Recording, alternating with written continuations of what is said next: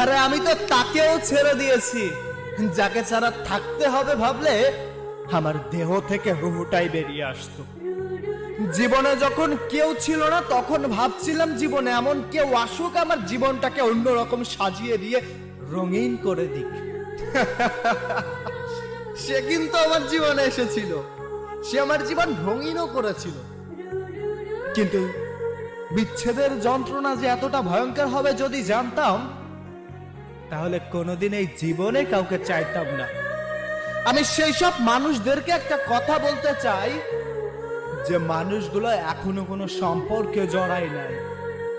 তুমি দেখেছো শুধু তাদের দুষ্টু মিষ্টি কথা আর ভালোবাসা, কিন্তু তুমি অনুভব করোনি বিচ্ছেদের যন্ত্রণা।